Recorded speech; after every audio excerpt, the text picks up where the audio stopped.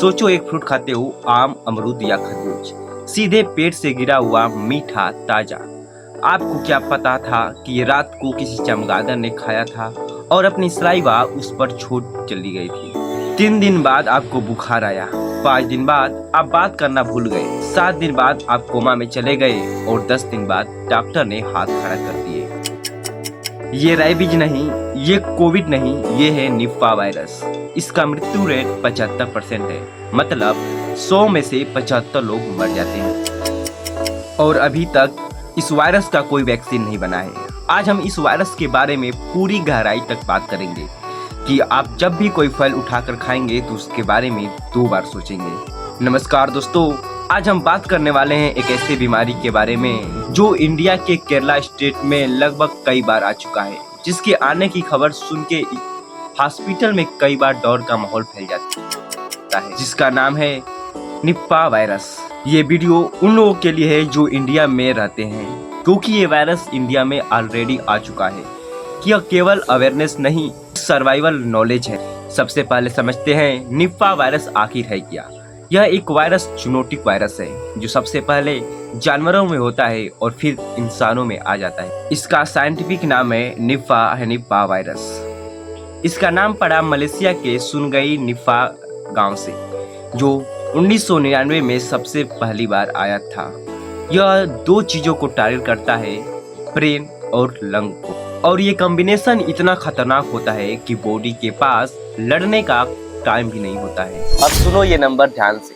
कोविड-19 का मृत्यु रेट 1 से 2%, रेबीज का मृत्यु रेट 100%, निपा वायरस का मृत्यु रेट 40% से 75% तक। मतलब अगर 100 लोग इस वायरस से इन्फेक्टेड हैं तो 40 से 50 लोग मर जाते हैं। और सबसे डरावनी बात, अभी तक इस वायरस का कोई भी अप्रूव्ड वैक्सीन या स्पेसिफिक ट्रीटमेंट नहीं है। अब समझते हैं कि ये वायरस आखिर फैलता कैसे है, और ये स्टोरी यहाँ से थोड़ी और इंटरेस्टिंग हो जाती है। निपा का असली घर है पेट्रोपियस जीनस का फ्रूट बैट्स, जिन्हें हम फ्लाइंग फ्रॉग्स भी कहा जाता है।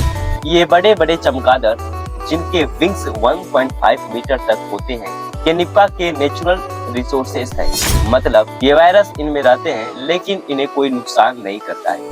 ये बैट रात को निकलकर फ्रूट खाते हैं और अपनी सलाइवा उन्हीं फ्रूट पर छोड़ जाते हैं।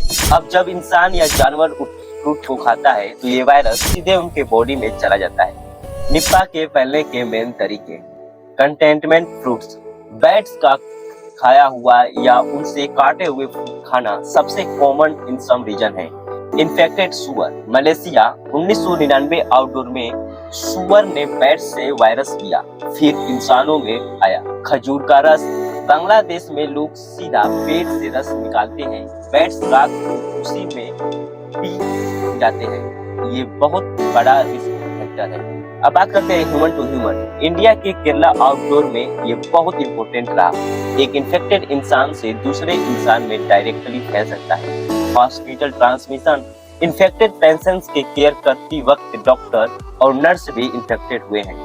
दोस्तों, यहाँ एक और इम्पोर्टेंट बात है जो निपा वायरस को हंटा वायरस और रेबीज वायरस से थोड़ा और अलग बनाती है। निपा एक इंसान से दूसरे इंसान में डायरेक्टली फैल सकता है।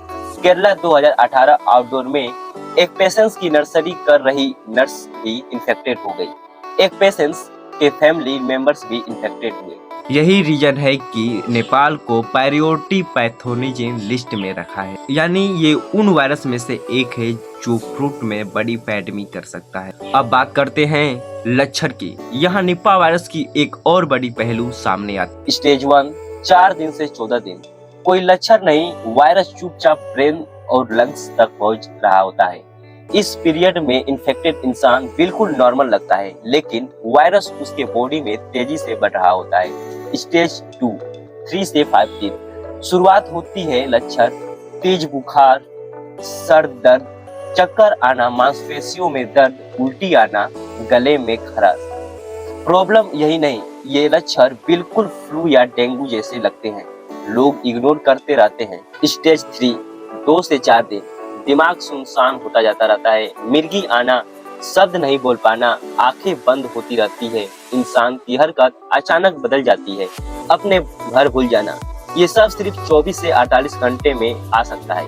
इतना फास्ट है निपा। स्टेज 4 ज्यादातर केसेस में पेशेंट्स कोमा में चले जाते हैं, reproductive failure, multiple organ failure और फिर मौत है। लेकिन जो लोग बच जाते हैं उनका सफर अभी खत्म नहीं होता है। Personality change, memory change. Nipah एक बार आकर चला जाता है लेकिन अपने निशान छोड़ देता है। दोस्तों, ये सिर्फ दूर देश की बात नहीं है, ये वायरस अपने देश में भी आ चुका है। 2018 में कोझिकोड में केरला 19 केस 17 मौत।